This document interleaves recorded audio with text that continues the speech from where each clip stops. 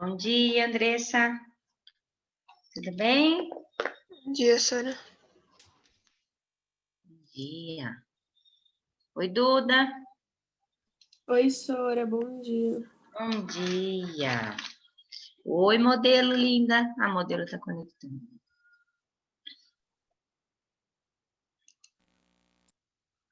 Oi, modelo. Oi, Vini. Bom dia, Pro, tudo bom? Bom dia.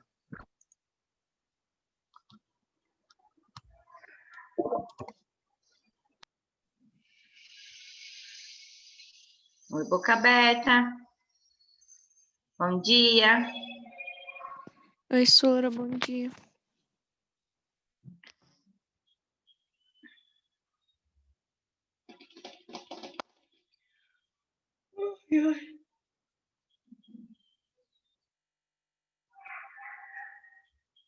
Tchum, tchum, tchum, tchum, tchum. Que engraçado, hoje está pedindo para eu deixar vocês entrar na aula, não está conectando direto.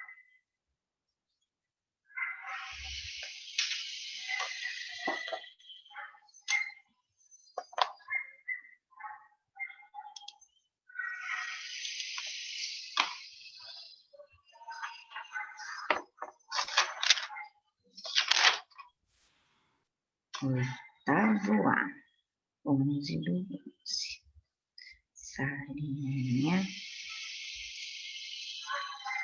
Vini, Mirella, Dani, Duda.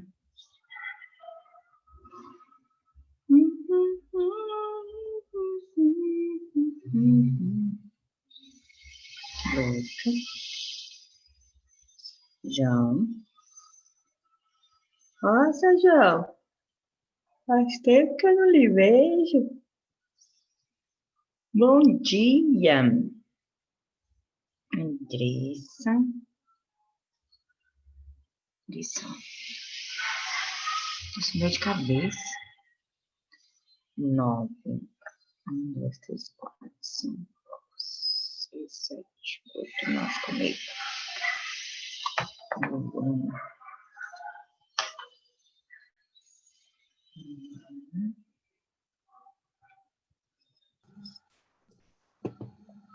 Bom dia, Lu. Bom dia, Pro.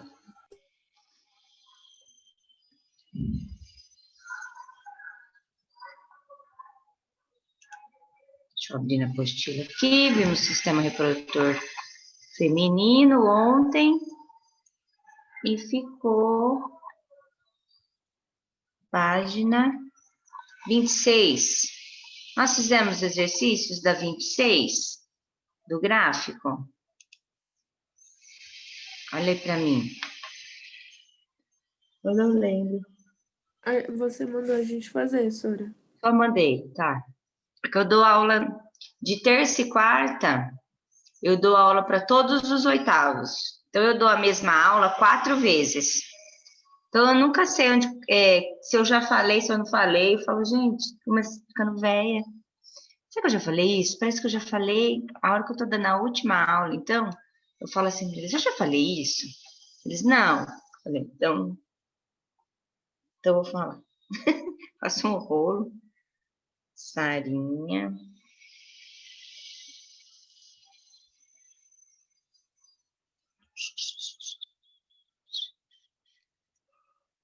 Ai, que delícia.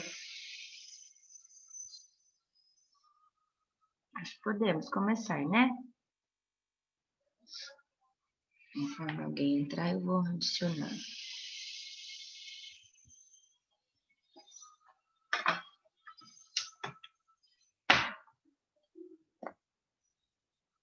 Léo.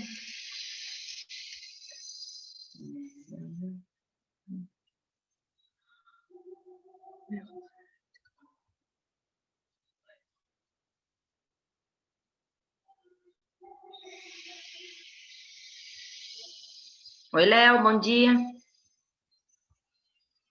Bom dia, Sora. Bom dia. Pronto. Vamos começar? Enquanto sempre a Helena tá chegando.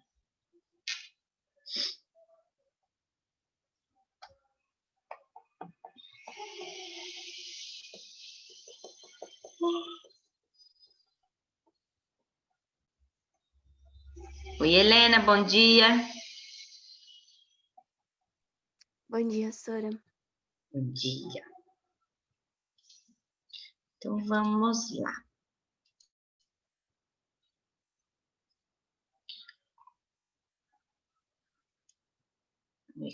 Página 26.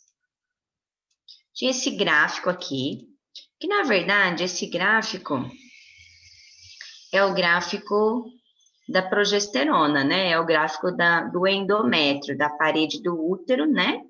Que todo mês ela aumenta de tamanho para receber o óvulo, né? Aí, se esse óvulo for fecundado, se acontecer a fertilização dele, aí esse óvulo vai, depois de uma semana, 10 dias, ele vai mergulhar nessa parede aqui do endométrio. Então, essa parede tem que estar grossona para ele fazer aquele mergulho. Se por um acaso esse óvulo não for fecundado, pós, né, aí uma semana, 10 dias, vai começar a baixar o nível de progesterona, e aí vai dar a tensão pré-menstrual, a TPM, e depois acontece a descamação do endométrio novamente. Então, isso daqui é o ciclo menstrual, né? Quantos dias está esse ciclo? Esse daqui, ó, tá do dia 1 ao dia 28. Então, ele está durando 28 dias.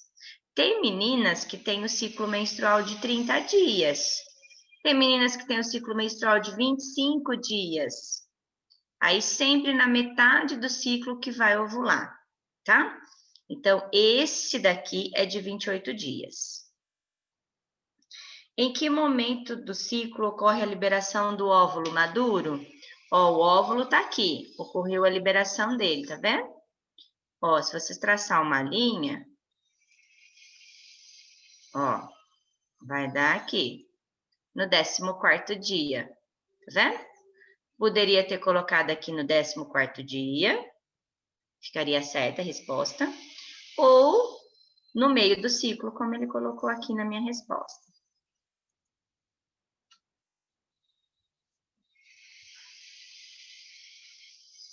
Tá? Em que momento ocorre a eliminação do endométrio, a menstruação? Se não ocorrer a formação aqui do embrião, vai no final do ciclo, né? Vai ocorrer a menstruação. Vocês podem colocar no final do ciclo ou no 28º dia do ciclo, né? Que aí vai começar, na verdade, um novo ciclo, ok? Oi, Matheus, bom dia. Segundo o dicionário da língua portuguesa, a palavra nidificar significa fazer o ninho. Considerando o assunto que estamos estudando, você saberia dizer em qual momento poderia usar a palavra nidação? Nidificar, fazer o ninho. Que momento do ciclo aqui, ó, né? Não precisa pôr o dia, mas onde vai, qual momento vai acontecer? Esse momento vai acontecer pós-fecundação aqui, né? Se esse óvulo for fecundado, ele mergulha no endométrio, né? Então, no momento da implantação do óvulo, que já foi fertilizado, na parede do útero ou endométrio, tá? Então, é nesse momento que vai acontecer a nidação. Isso aqui é muito comum, né, aparecer em prova. O que é nidação? Nidação é a implantação do embrião na parede do endométrio, tá?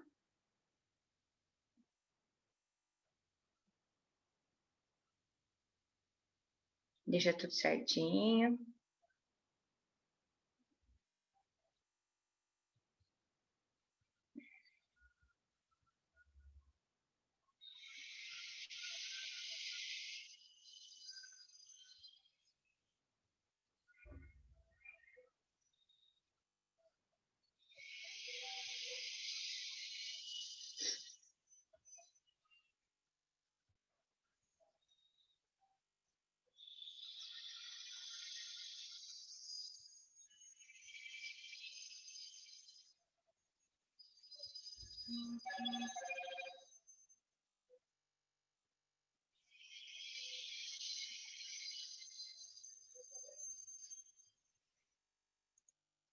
Ok?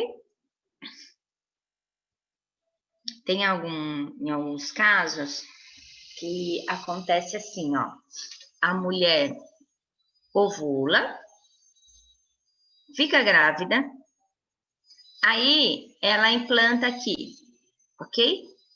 Como ela vai levar esse óvulo aqui, quando ele, depois de uns 10 dias, mais ou menos, que ele vai dar uma mergulhada aqui, a mulher, a hora que ele mergulha, ele sangra um pouquinho, é super normal. Só que é um sangue mais marronzinho, sabe? Aí a mulher acha que menstruou. Aí passa um mês que ela tem que menstruar de novo, aí que ela fala, opa, não veio minha menstruação, acho que eu tô grávida. E aí a hora que ela vai ver que tá grávida, ela já tá grávida de um mês, né? Geralmente é assim que acontece. Não é nessa primeira aqui que ela não percebe que tá grávida, porque a nidação, a maior parte das mulheres sangram a hora que o óvulo mergulha, mas sangra bem menos, né? Mas ela acha que é menstruação e às vezes ela não vai ao médico. Tem a tarefa 29 para vocês fazerem. Semana que vem eu vou corrigir sua tarefa, tá? Então deixa tudo pronto, até a 29 tem que estar feita. Deixa eu ver se tem mais tarefa. 29.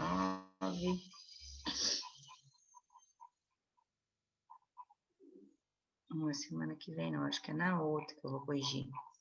Eu vou pegar uma semana só para corrigir. Tudo de fertilização. Mas já vou fazendo, tá? Não deixa para a última hora. Aqui, ele vai dar uma sequência, né? Do desenvolvimento do bebê na mãe, né? Então, gestação é o nome da sequência desses eventos, que vai incluir desde esse momento da fertilização até o nascimento do bebê, né? Então, nós temos várias etapas. Então, ocorre a fertilização, depois a implantação do embrião no útero, que é no endométrio, o crescimento do embrião, depois o feto, e aí depois o nascimento. E ele diz aqui em 40 semanas mais tarde, né? Tendo como base o primeiro dia da última menstruação. 40 semanas assim, é o mais tolerável pelos médicos, né? 40 semanas. Deu 40 semanas, o bebê a mulher teria que estar em trabalho de parto, né? O ideal mesmo é 39. 39 semanas é perfeito. 40 é tolerável, 41, 42 semanas de gestação já é considerado um tempo muito maior, né?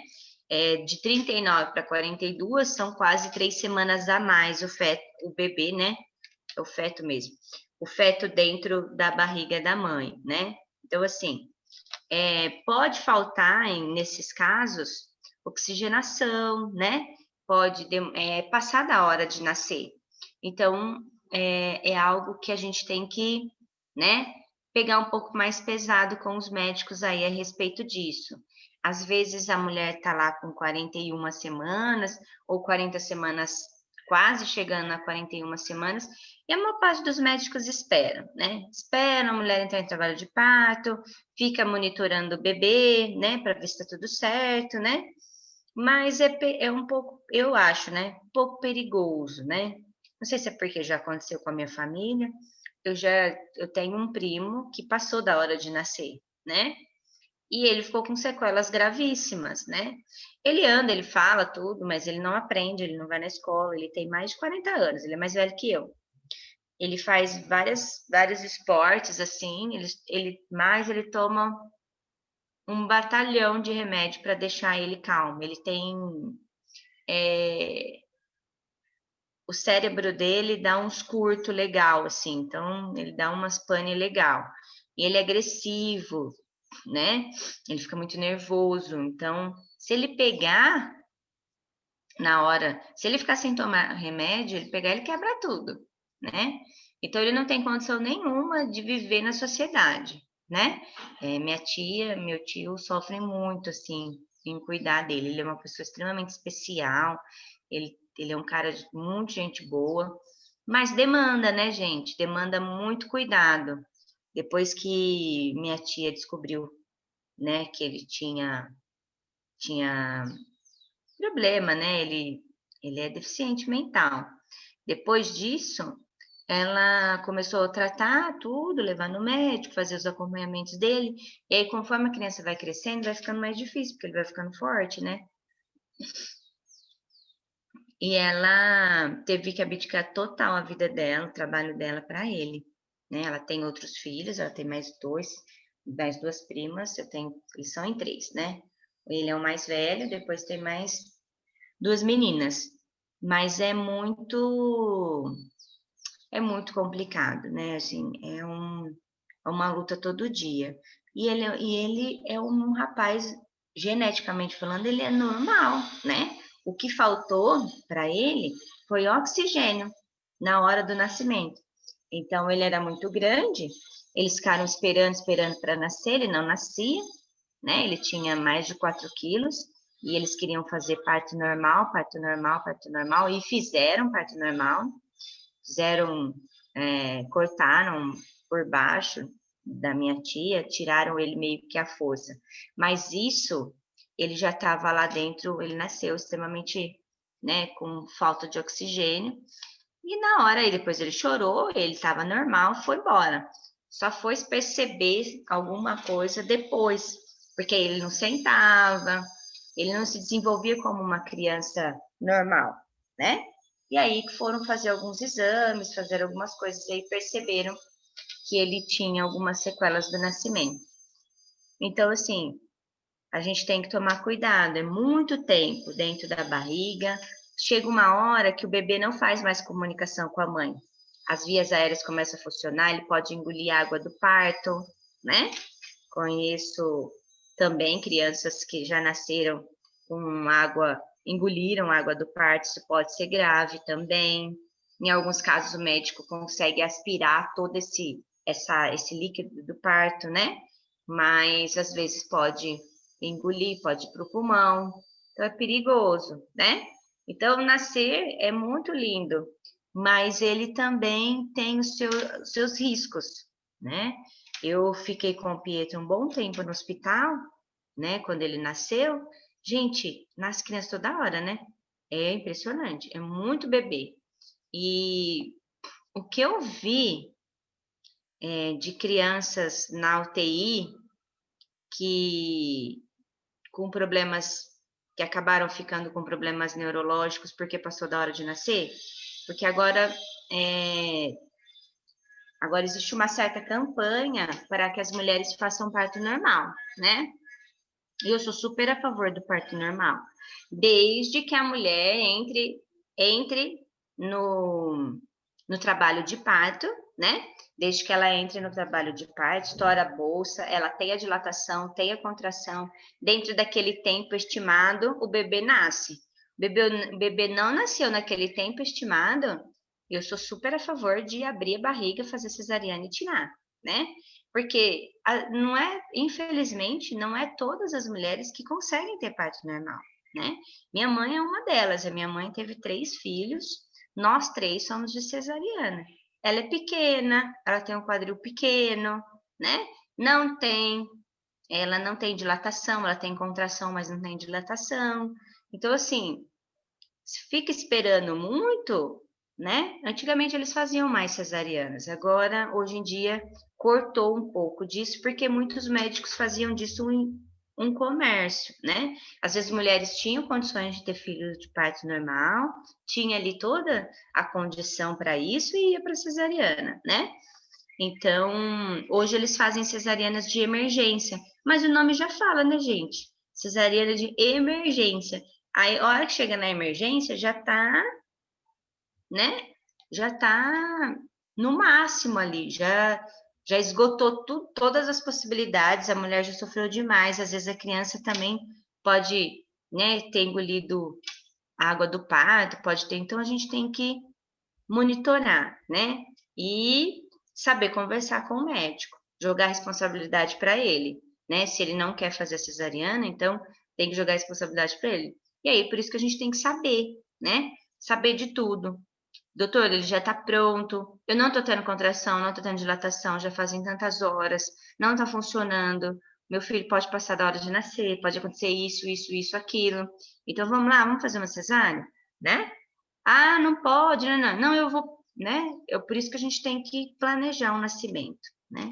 Uma cesariana hoje ela deve estar custando entre 10 a 15 mil reais. É bastante dinheiro? É, não é pouco dinheiro. Mas se a gente for pegar esse dinheiro, Sério, senhora? para Caraca, velho. pagar é isso, né? No convênio, assim, se for de emergência, aí não paga nada, né? O convênio que paga. Mas uma cesárea custa de 10 a 15 mil hoje, né? Um obstetra deve estar custando isso. Mas não é melhor gastar 15 mil e a criança dar tudo certo, não acontecer nada, do que ficar tipo igual o meu primo? Que a minha tia não consegue trabalhar, vive por ele, né? Eles têm uma vida muito difícil. Sentar para conversar com eles, eles choram, porque é muito difícil cuidar de uma criança especial. Você cuidar de uma criança com síndrome de Down, por exemplo, é mais tranquilo, muito mais. Por quê? Porque essa criança com síndrome, ela só precisa de uma estimulação maior. Ela só precisa de pessoas que ensinam ela a fazer as coisas. Uma psicopedagoga, uma aula de natação, uma fono para aprender a falar, né? Uma fisioterapia no início para andar, uma terapeuta ocupacional para ensinar a criança a se virar sozinha, né? Hoje o síndrome de Down tem uma vida extremamente normal. Então é muito mais fácil você criar hoje uma criança que tem algum tipo de síndrome do que uma criança que passou da hora de nascer, né? Então é muito difícil. Quando o Pietro estava na UTI, teve uma menininha que ficou lá muito tempo. E eu encontrei com a mãe dela algumas vezes. A mulher ficou, gente, em 18 horas de em 18 horas de trabalho de parto. 18 horas com dor, e a menina não nascia. Consequência, a menina nasceu, faltou oxigenação, a criança estava lá na UTI. Por que ela estava na UTI? Porque nem mamar ela não conseguia fazer a sucção. Então ela tinha que tomar o leite pela sonda, né? Então ela ficou com sequelas neurológicas graves. Quando eu levava o Pedro na TO, na fisioterapia, eu encontrava com ela lá, fazer um monte de exame, um monte de coisa. Só que para aquela menina, a lesão neurológica dela foi tão grave que ela iria, assim, pelos exames, né, neurológicos que fizeram nela, ela ia ser aquela criança que ia ficar numa cama. Sabe? Aquela criança vai crescendo, mas não consegue nem se alimentar sozinha, não consegue sentar, não vai conseguir andar, falar, foram com sequelas gravíssimas, porque a mãe ficou em trabalho de parto por 18 horas. Então, assim, a gente não quer que aconteça essas coisas, a gente sonha tanto em ter um filho e aí na hora, né? Então, vocês todos, inclusive eu, nós temos que agradecer a Deus todos os dias por sermos crianças, e no meu caso adulto, né? Eu chamo vocês de criança porque vocês para mim nunca vão crescer, tá? Não se ofendam não, tá bom? Mas assim, vocês são minhas crianças assim como meu filho. Então, assim, graças a Deus, né? Vocês são saudáveis, são bons de saúde, tem tudo, né? Estamos vivos aí, conseguimos fazer tudo o que queremos, tudo. Se quiser pular, a gente pula, se quiser dormir, a gente dorme, se quiser correr, a gente corre, se quiser comer, come, se quiser beber, bebe, se quiser, né, a gente consegue deglutir, tem criança que não consegue nem mastigar, né? Tem criança que não consegue levantar, tem criança que não anda, não fala, né? Nós aprendemos, temos neurônios, então assim, nossa, gente, né? Ai, que susto! Nós temos tudo que precisamos, né? Então, a gente tem que agradecer muito mesmo a Deus porque somos perfeitos, né? Cada um tem a gente às vezes não gosta de alguma coisinha ou outra, é porque eu tenho espinha, é porque eu sou pequeno demais, é porque meu cabelo, mas isso é de menos, né? Sabe o que vocês fazem? Vocês estudam muito, arrumam uma profissão bem legal, ganham dinheiro, depois vocês arrumam o cabelo, arrumam, né, a espinha, né? Põe um salto alto, os meninos aí, né? Põe umas roupas legais, umas roupas bacanas, nada que um bom tapa no visual aí não melhora, né? Então, assim, são coisas de menos, né? O que mais importa é que nós temos saúde, nós podemos fazer tudo o que queremos, né? E capacidade de aprendizagem, que eu acho que é muito legal, né? Esse meu primo, ele é extremamente... Ele tem uma memória muito legal, assim. Qualquer coisa que você pergunta para ele do passado, ele responde. Ele lembra de tudo. Só que ele não aprende. Ele não aprende a ler, não aprende a escrever. Ele não tem coordenação motora, né? Então, tudo muito difícil, né, gente? Então, a gente tem que agradecer aí. Quem quiser fazer medicina e cuidar de mamães e cuidar de bebês que nascem, tem que fazer ginecologia e depois uma especialidade chamada de obstetrícia. Então, o obstetra faz parto, cuida da mãe e no momento do parto. E o ginecologista trata de tudo, né? Ele pode cuidar da mãe também, né? Do bebê na barriga, mas na hora de nascer, ele não pode fazer o parto. Então, quem é ginecologista e obstetra tem duas especialidades, tá? Então, são coisas para o futuro aí, quem quer fazer medicina, né? Não sei se tem na sala de vocês alguém que quer fazer medicina. Essa é uma área que não vai faltar emprego. Porque, ô mulherada para fazer filho, viu? Vocês ficarem um dia no hospital, vocês vão ver a quantidade de crianças que nascem. Uma atrás da outra. E é muito legal. Tem que populacionar mesmo. Todo mundo quer ter filho, né? Pelo menos a maioria. Gêmeos. Tem algum gêmeo nessa sala? Não, né? No oitavo ano não tem. Não tem, né? Mas que eu não sei, né? Não tem, né? Não.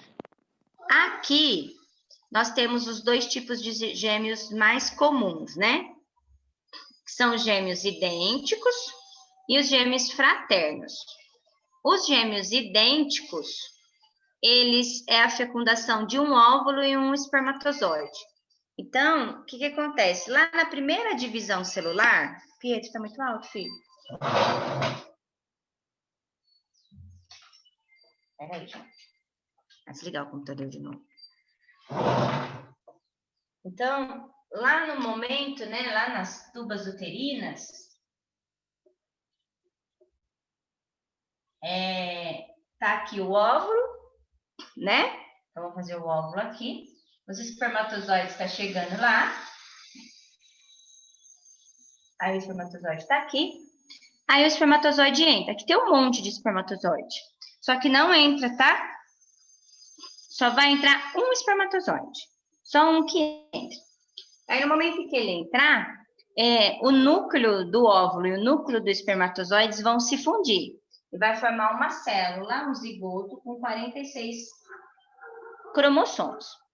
Esse ovo aqui, ou zigoto, vai começar o processo de divisão celular chamado de mitose, que vocês já viram, lembra? Lá no comecinho do ano, no presencial, eu dei mitose. De uma célula vão formar duas, de duas, 4, de 4, 8, de 8, 16, 16, 32, 32, 64, ela vai se multiplicando, certo? Para formar ali o embrião. Na primeira divisão celular de gêmeos idênticos,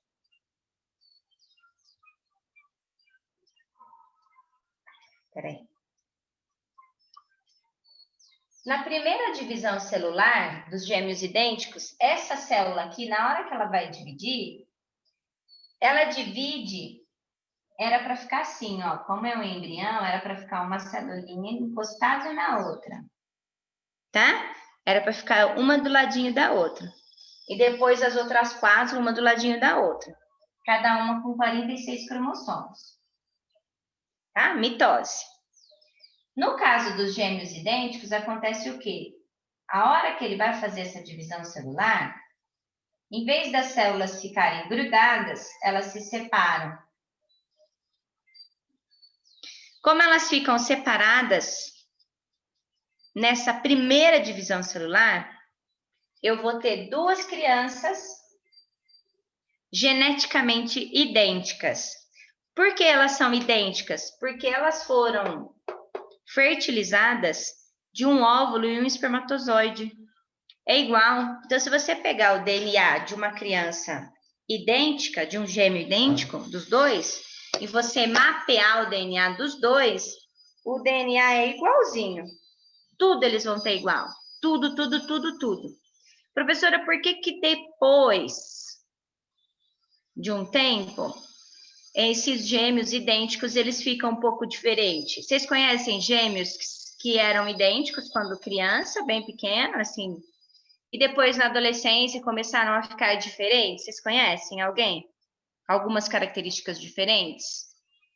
Ou não? Eu já conheci gêmeos, mas nunca vi diferença nos dois, não. Nunca viu diferença? Não. Então, gêmeos que são idênticos e nem ficam diferentes é porque têm os mesmos hábitos. Tem o mesmo tipo de alimentação, gosta das mesmas coisas, estão sempre juntos, né? Gêmeos que são idênticos e que acabam tendo ali uma vida muito próxima, né? Com os mesmos gostos, eles não ficam diferentes, eles ficam iguaizinhos. Tinha 2 meninas no 3º ano do ano passado? Do ano passado, tô meio perdida com essa pandemia. Que elas eram gêmeas idênticas e elas eram iguaizinhas. Eu dei aula para elas do 6º ano até o 3º ano do ensino médio. Eu nunca sabia quem que era quem. Só pela prova. Eu sabia, mas na hora de entregar eu não sabia quem era quem. Eu tinha uma que é um pouco melhor que a outra. Mas eu nunca sabia quem era. Elas eram iguaizinhas, né? Mas eu tive 2 gêmeos Verdade, também. Sora, elas até andavam juntas, assim, era muito Nossa, diferente, era muito difícil saber eu quem era nunca quem. consegui decifrar quem era quem. Mas eu tive, na a primeira turma que eu peguei na escola, tinha gêmeos. E era o Érico e o Nicolas. Eles eram iguaizinhos no 6º ano, no 7º ano, eu não conseguia definir quem era quem. Também. Aí, quando eles foram crescendo, lá para o 8º ano, aí eles começaram a ficar com algumas características diferentes. Poucas, detalhes, sabe? Mas quando chegou no 3º, eu já não confundia de jeito nenhum, assim, conforme eles foram crescendo, já no 9º ano eu já não confundia mais eles, no 8º não confundia mais. Mas eles foram, um gostava muito de esporte, jogar bola, o outro já era mais caseirão, já era mais de videogame, né? Alimentação também. Eles estavam sempre juntos nas turmas, mas na hora de fazer as atividades, assim, eles tinham hábitos muito diferentes. E aí a genética explica isso. O ano que vem nós vamos ver isso, né? O ano que vem na biologia nós vamos ver uma parte, a primeira parte que vocês vão ver no ano que vem é genética em biologia. E aí nós vamos ver por que eles ficam diferentes. Por que tem gêmeos que são idênticos e ficam diferentes e tem gêmeos que são idênticos que não ficam diferentes. A biologia ela chama isso, né? A genética chama isso de fenótipo, de coisas que tem no ambiente que vai alterar a característica que está descrita no seu DNA. Então, dependendo dos nossos hábitos, dependendo aquilo que a gente come, aquilo que a gente faz, as características podem ser influenciadas, né? Então, eles ficam diferentes. Mas se eu mapear o DNA dos dois, eles são idênticos. Então, gêmeos idênticos é uma placenta só, eles dividem a placenta, né? Eles têm que ser 2 meninos ou 2 meninas, porque eles são geneticamente idênticos, não pode ser diferente, tá? Isso aqui, gêmeos idênticos, é um erro de divisão celular. Então, em vez dessa primeira divisão, as células ficarem grudadas, porque é um indivíduo só, essa primeira divisão celular, as células se separam. E aí elas começam a se dividir, formando duas pessoas geneticamente idênticas. A única coisa que eles são diferentes é as digitais. Infelizmente, a biologia, a ciência não explica por que duas pessoas com o mesmo DNA têm digitais diferentes, né? Mais uma evidência daí, né? Que Deus existe, né, gente? Então, assim, não tem como. A ciência não explica algumas coisas. E aí, quando a gente não consegue explicação de algumas coisas, a gente tem que entender e falar, não, realmente existe algo sobrenatural aí, né? Então, a gente tem que acreditar. Não tem como. Tem muita coisa para a gente acreditar aí que Deus existe, tá? Então, isso aqui é os idênticos, tá bom? Os gêmeos fraternos,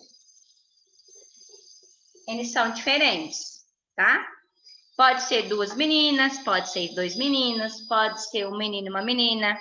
Quando faz inseminação artificial, nasce 3, 4, 5 crianças, é tudo geneticamente diferente, tá? São óvulos e espermatozoides que eles vão fecundando. A gente vai ver fertilização semana que vem. Então, eles fazem assim, ó. No natural, geralmente, no natural, o que vai acontecer? A mulher, lembra que eu falei para vocês que a mulher, ela ovula uma vez de cada lado? Existem mulheres que esse mês, por exemplo, era para ovular daqui, não ovulou. Aí no próximo mês ovula dos dois lados. Aí vem uma célula, um óvulo de um lado, um óvulo do outro. Aí os espermatozoides, gente, eles se separam. Metade dos espermatozoides vai para lá, metade vem para cá. Certo? E aí esses dois óvulos vão ser fecundados. Então, um óvulo, dois óvulos, um espermatozoide entra aqui e o outro espermatozoide entra aqui. Então, nós temos dois óvulos, dois espermatozoides, duas crianças geneticamente diferentes. Tudo bem? Se for 3, ovulou 3 óvulos, tá? Mas geralmente de maneira natural, assim, sem inseminação artificial, é 2, tá? É o mais comum de acontecer. Pode acontecer de mais de 2? Pode, claro que pode, tá? Mas a estatística já é bem menor, tá? Trigêmeos, quadrigêmeos, aí já a estatística vai diminuindo cada vez mais, tá bom? Tudo bem? Alguma dúvida? Então, esses são os dois jeitos que mais acontecem. Oi. Tem um programa que eu assisto na TV que uma mulher, ela teve 6 gêmeos. 6, não tô brincando. E são todos iguais. Existe alguns casos, mas é raríssimo, né? O máximo que que mais acontece é 2, tá? Mas pode acontecer de ter essa divisão celular, de ter. Aí na apostila tem tri, né? Essas 3 menininhas aí, elas são gêmeas idênticas, ó. É um caso mais raro, ó. Aqui, ó. Essas 3 menininhas são idênticas. Trigêmeos idênticos. É muito difícil de acontecer com mais de 3, mas pode acontecer, né? Mas aí ele vai dividindo cada vez mais. Aí tá vendo aqui a separação da placenta, ó? Quando os gêmeos são idênticos, é a mesma placenta. Quando os gêmeos não são idênticos, são placentas diferentes, ó. Tá? Tá vendo que tem um corte aqui no meio? Então, 2 placentas. Esses menininhos são iguais. E aqui, os fraternos, que são gêmeos diferentes. Aqui nasceu uma menina e um menino. Então, depende, pode acontecer. Isso, tem muitos casos. Teve uma mulher que passou na TV que ela também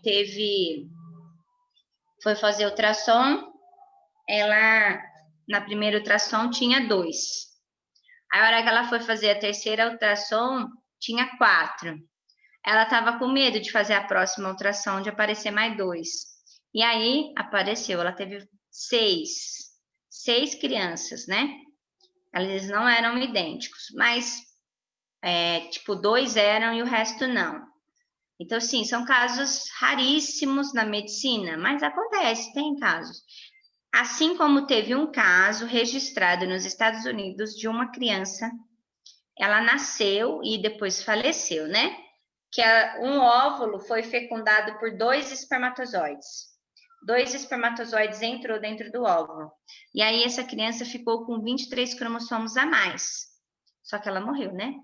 Não tem como um ser humano ter mais do que 46 cromossomos. É uma síndrome raríssima, né? Então, teve um caso registrado de 2 espermatozoides fecundar um óvulo. Então, não dá certo, né? Então, existem alguns casos raros, sim, na medicina, vai aparecer, mas é no normal, no natural, é assim que acontece, é de 2. E, geralmente, quando tem gêmeos, o outro não tem gêmeo, né? Tipo, engravidei de gêmeos, a próxima gestação, será que vai vir gêmeo? Pode vir? Pode vir, você tem que ter noção de que pode acontecer de novo. Mas, não necessariamente, né? É coisa rara, coisa de livro. Uma vez eu vi um casal com 2 garotos maiorzinhos, devia ter uns 4, 5 anos, gêmeos idênticos, e 2 menininhas menores, de mais ou menos uns 2 anos, 1 ano, quase 2 anos por aí, geneticamente idênticas. Então, aquele casal faziam filhos idênticos, né? Então, a mulher teve 2 gestações e as 2 gestações foram de gêmeos. Extremamente raro também, né? Mas acontece? Pode acontecer, né? Na hora da fertilização, tudo pode acontecer. Mas, de uma maneira geral, vamos dizer assim, em 90% dos casos, é um bebê de cada vez, tá? Geralmente é um só. Depois, os gêmeos fraternos é mais comum. Depois vem os gêmeos idênticos. E depois, quando é mais de 2, de maneira sem ser inseminação, né? Porque a inseminação artificial realmente nasce mais de uma criança, né? É um procedimento muito caro, a gente vai ver depois. Como é um procedimento muito caro, então eles não vão fazer, não vão implantar um bebezinho só, um embriãozinho. Aí não dá certo, perde todo aquele dinheiro. Uma inseminação artificial hoje, ela deve estar custando uns 20 mil, 25 mil, por aí. Então, é um procedimento caro para colocar um só. Já coloca 2, 3, 4 de uma vez, né? Mas a probabilidade de dar errado também é grande, né? Da mulher não conseguir. Geralmente faz fertilização quando a mulher tem dificuldade de segurar o bebê. A primeira fertilização geralmente não dá certo. Ele tenta mais de uma vez, às vezes faz 2, 3, né? Aí esse bebê já é mais, né? O outro aí, tem um outro tipo de gêmeo que é mais raro ainda de acontecer, mas infelizmente acontece. Na hora, deixa eu compartilhar aqui. Eles são os gêmeos tifógamos. Ocorre quando o zigoto é dividido de maneira incompleta nas fases iniciais, podendo ser unidos pelo tórax, pelas costas ou pelo crânio. Esses gêmeos aqui são gêmeos idênticos também. Todos os tifólogos vão ser idênticos. Lembra da primeira divisão celular? Na hora que dividiu aqui, eles se separaram. Só que, em vez deles se separarem assim, bonitinho, separadão mesmo, eles fizeram isso aqui, ó. Ele veio aqui, aí pegou uma celulinha só, mas bem pequenininho, só uma pontinha. Se a pontinha que pegou aqui vai fazer a formação do crânio, eles ficam unidos pelo crânio. Se pegou na parte que vai formar o tórax ou as costas. Então, esses gêmeos são gêmeos idênticos e que eles ficam unidos. E aí, na hora do nascimento, tem que fazer cesárea, não tem jeito, não tem como passar duas crianças pela vagina grudadas. Aí tem que fazer a cesárea, abre, tira as crianças juntas. E aí eles fazem exames para saber qual o grau de profundidade da ligação entre eles. Se eles estiverem ligados e não tiver nenhuma artéria em comum, neurologicamente falando, se um não está pegando a massa encefálica do outro, quando eles estão unidos e é uma união bem pequena, vamos dizer assim, o médico faz a cirurgia e separa as crianças. Então, corta aquela parte onde está grudado, né? E restabelece ali e separa as crianças. Quando é uma ligação mais forte, mais interna, não tem como separá-los, né? Aí é difícil o médico que coloca a mão, porque geralmente quando faz esse tipo de cirurgia, pode perder uma das crianças, né? Então, não é todo médico que põe a mão, não. Aqui no Brasil, não tem casos registrados de cirurgias desse porte grande. Cirurgias pequenas de separação, mas separação mínimas tem. Mas separação forte, assim, bem mais nos Estados Unidos eles já fizeram, né? E foram bem sucedidos em alguns casos. Então, né? Aí tem que pegar um cara bom para fazer esse trabalho aí para que eles não percam movimentos. Quando é do tórax, pode perder o movimento das pernas, pode perder o movimento dos braços, pode não andar. Então, porque pega nervo, né? Pega nervo, pega artéria. Então, é uma cirurgia muito delicada, né?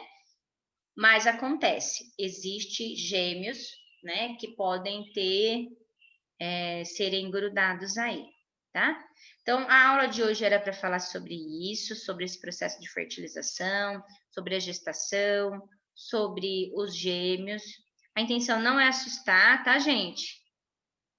Nós já somos perfeitos e vocês vão ter filhos perfeitos, mas é fazer as coisas direitinho, fazer o pré-natal, né? Pré-natal é exames, idas ao médico de forma periódica que a mãe tem que fazer quando fica grávida, né? O ideal é fazer os exames antes de engravidar. Então, você fazer um exame de sangue, fazer um ultrassom, ver se está tudo bem lá dentro, ver se o seu sangue está tudo certo, se você não tem nenhuma doença, se você não tem uma doença venérea, tipo sífilis ou HIV, né? Às vezes acontece, infelizmente, gente, acontece, né? Às vezes a mulher é casada, tem um único parceiro, mas o cara às vezes pula a janela, né? E traz doenças para a esposa. Acontece, né? Eu espero que vocês conheçam pessoas maravilhosas como vocês, que possam confiar e podem ser fiéis a vocês, né? Porque, infelizmente, acontece. No grupo de mulheres que eu cuidava lá em São José, quando eu trabalhava no hospital, das 12 mulheres soropositivas que tinham HIV, né, que tinham pego AIDS, das 12, 8 delas pegaram no casamento. 8 delas pegaram AIDS dos seus maridos, né, dos seus esposos. E elas descobriram que tinham HIV porque ficaram grávidas. E aí, quando a gente fica grávida, a gente faz vários exames. E aí, um dos exames é para saber se tem sífilis, HIV, que são doenças sexualmente transmissíveis, que passa para o bebê, né? Que pode passar para o bebê. E aí, a gente tem que fazer tratamento, né? E elas descobriram que eram soropositivas, porque elas não ficaram doentes, mas elas tinham vírus. E elas descobriram, né, além de descobrir que estava grávida, descobre também que tem uma doença grave, né? Que é HIV, né? A AIDS é uma doença grave. Então, a gente tem que, né, fazer todos os exames, estar sempre atenta aos sinais, né? E tomar as vacinas todas. Porque se eu pegar, por exemplo, rubéola, e tiver grávida, o meu bebê vai nascer no mínimo, sem visão. Ele nasce cego.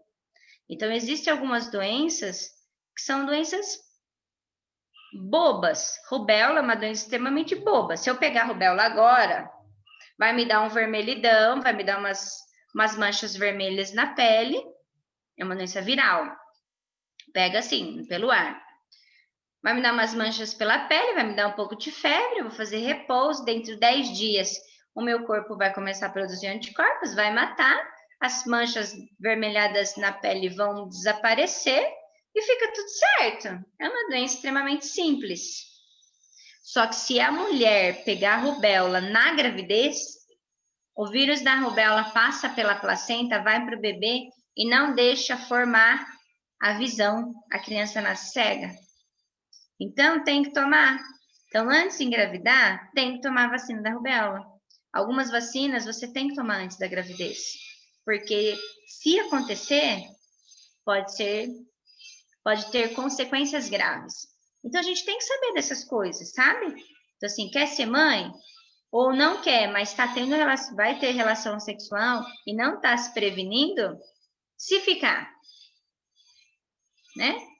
Ah, professora, eu não quero ficar grávida, então não pode ter relação sexual. Porque a partir do momento que você tem relação sexual, você corre o risco de ficar grávida. É uma coisa assim, nós vamos ver semana que vem os métodos contraceptíveis. Eu posso fazer vários métodos, eu posso tentar não ficar, mas pode acontecer, nenhum dos métodos é 100%. E se você está no 1%? E se você cai dentro do 1% e fica grávida? E aí? Né? Então, além da maturidade que a gente tem que ter para ter uma relação sexual, por isso que não é idade, jovens não têm que ter relação sexual, jovens têm que se resguardar, porque vocês têm um futuro brilhante pela frente. Então, assim, vocês têm que estudar, pode namorar? Pode namorar, mas não pode ter relação sexual, vocês não têm maturidade. Se fica grávida, né? Se fica grávida no momento, né, que você está lá no 3º ano do ensino médio, ou ficar grávida no 2º ano da faculdade. E aí? Se você não tem seus pais para te ajudar, porque tem pais igual a minha mãe, sempre falava, ficou grávida, acabou. Você vai trabalhar e cuidar do seu filho. Eu não tenho nada com isso. Tem pais que ainda acolhem, né? Cuidam do neto para o filho poder continuar estudando e tudo mais. Mas não é todo pai que é assim, né? E aí? Você vai parar de estudar? Você vai, né? As suas saídas, as suas festas, seu churrasco, né? Seus passeios com os amigos, acabou, você tem um filho agora. Então, a gente só deve fazer, né, ter relação sexual quando a gente está preparado emocionalmente, profissionalmente, né? E se acontecer, eu tenho maturidade para conseguir criar meu filho sem ajuda, né, de ninguém, vamos dizer assim, dos meus pais, né? Então, a gente tem que se preservar, principalmente as mulheres, porque, infelizmente, mesmo nos dias de hoje, o machismo ainda existe, né? Então, a mulher fica grávida, com quem vai ficar o bebê? Vai ficar com a mãe. O menino continua a vida dele. Por mais que ele assuma o nome lá no registro, por mais que ele venha pegar para passear, mas quem fica com a criança geralmente é a mãe. Ela que vai amamentar, ela que vai ficar grávida, ela que vai amamentar, ela que vai ter essa responsabilidade maior. Não tem jeito, né? Então a gente tem que se preservar, a gente tem que se cuidar para que isso aconteça no momento certo, na hora certa. Esperar é o melhor, né? Curtam a vida de vocês, curtam a juventude de vocês, vivam com intensidade, mas sem fazer, né, relação sexual. Não tem necessidade disso. Vocês vão ter a vida toda para, né, para aproveitar essa outra parte da vida. Então a gente tem que aproveitar cada uma das nossas fases, né? Sem culpa. Então tem que aproveitar, fazer as coisas do jeito que tem que fazer, aproveitar os amigos, aproveitar a juventude, porque depois que casa, gente, é outras coisas que vêm, né? Então não pula as fases, né? Viva cada uma delas de forma boa, positiva, que vocês não vão se arrepender. Deus vai honrar cada um de vocês, viu? Então é isso, por hoje é isso. Amanhã nada. Semana que vem a gente vê a parte da inseminação, como que é feita. Geralmente a inseminação é feita com mulheres que não conseguem engravidar, né? Esse encontro do espermatozoide com o óvulo não acontece, não dá o dia certo. Então o médico dá uma ajudinha, né? E depois a gente vai ver também como que a gente faz para evitar, né? A gravidez.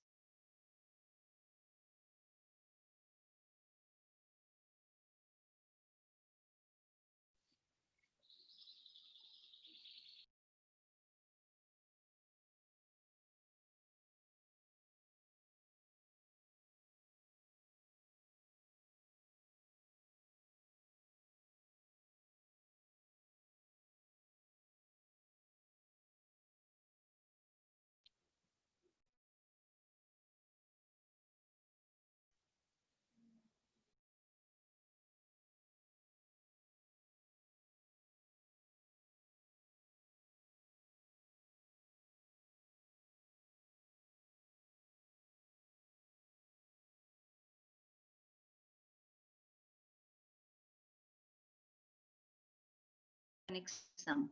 Tchau, gente. Fica com Deus. Até mais. Professora, com Deus também. Tchau. Fica com Deus. Conexão caiu.